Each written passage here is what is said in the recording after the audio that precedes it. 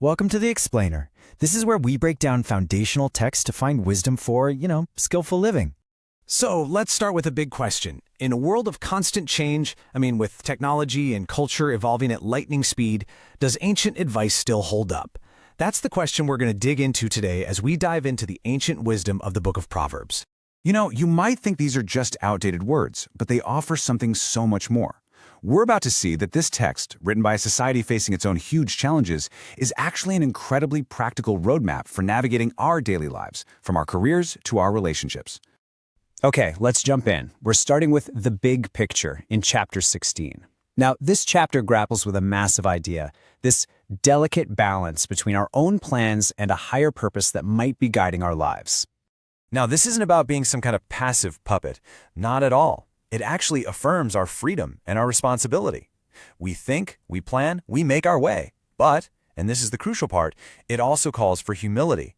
It's about recognizing that the ultimate outcome is often guided by a wisdom much greater than our own.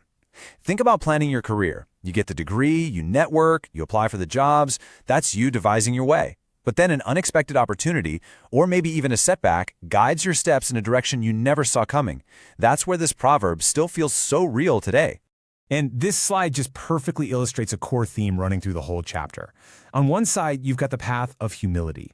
On the other, the path of pride, which comes with that stark warning, pride goeth before destruction. This isn't just a simple moral lesson, it's spiritual. Humility in this context is about knowing your place in the grand scheme of things, while pride is this kind of self-deception that leads to a fall because it just ignores that reality. So, from that big cosmic plan, chapter 17 zooms right in. It gets super personal, focusing on the intimate details of our lives and how we treat one another.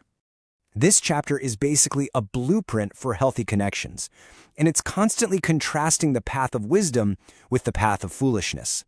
It kicks off by saying a simple meal in peace is way better than a fancy feast filled with conflict.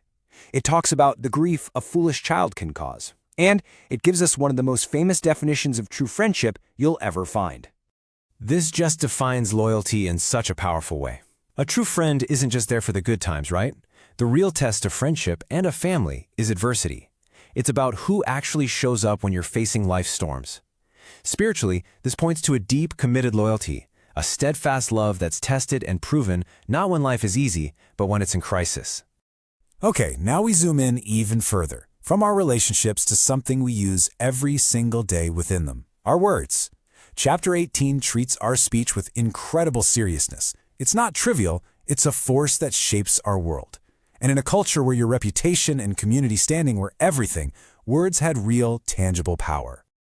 Wow, this is such a powerful statement on cause and effect, using that metaphor of fruit.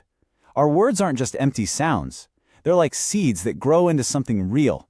They can either build up and bring life, or they can tear down and bring death. And crucially, we're the ones who'll experience the consequences, the fruit, of the words we choose to speak. So, the chapter gives us two really key steps for wise communication. First, it warns that answering a matter before you've even heard it is just folly and shame. In other words, listen first. Try to understand before you try to be understood. And second, it reminds us that our words satisfy us. They have the power to bring us either deep satisfaction or deep regret. All right, let's pull back and see how these principles apply to society at large. In a world with huge gaps between the rich and poor, Chapter 19 tackles the complex issues of wealth, poverty, and where real value is actually found. The text makes a really bold claim right from the get-go. Verse 1 says, "It's better to be poor and walk with integrity than to be a fool with perverse lips." That just completely flips the world's typical value system on its head. It puts personal character and integrity way, way above material wealth or status. This verse offers such a profound spiritual perspective on compassion. It completely reframes how we think about being generous. Helping someone in need isn't seen as a loss or just a nice thing to do. It's presented as a sacred transaction, like you're making a loan directly to God Himself, with the promise that you'll be paid back. Our final chapter in this explainer, Proverbs 20, kind of brings all these ideas together. It puts a strong focus on public justice and the personal diligence and self-control you need to live wisely. And this chapter gets incredibly practical. It states that divers weights and divers measures, basically dishonest business practices, are an abomination to the Lord. That is strong language. This was a direct condemnation of cheating people in the marketplace.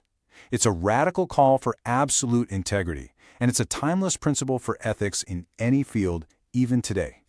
And this brings us right back full circle to that central theme from chapter 16. It's another powerful call for humility, isn't it?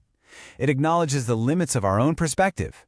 We can walk our path, but the ultimate understanding of that path, its full meaning and direction, well, that belongs to a higher wisdom. So, as we connect all these pearls of wisdom from chapters 16 through 20, a really clear picture starts to emerge. We see these recurring interwoven themes: God's ultimate guidance over our steps, the critical danger of pride, the life and death power packed in our words, and the supreme enduring value of integrity over any amount of riches. So the final question isn't just for historical reflection, it's for immediate, personal application. The key takeaway here is to ask yourself, whether it's about making plans, navigating a tough relationship, choosing your words more carefully, or just acting with integrity, how does this ancient guide to skillful living apply to you right now?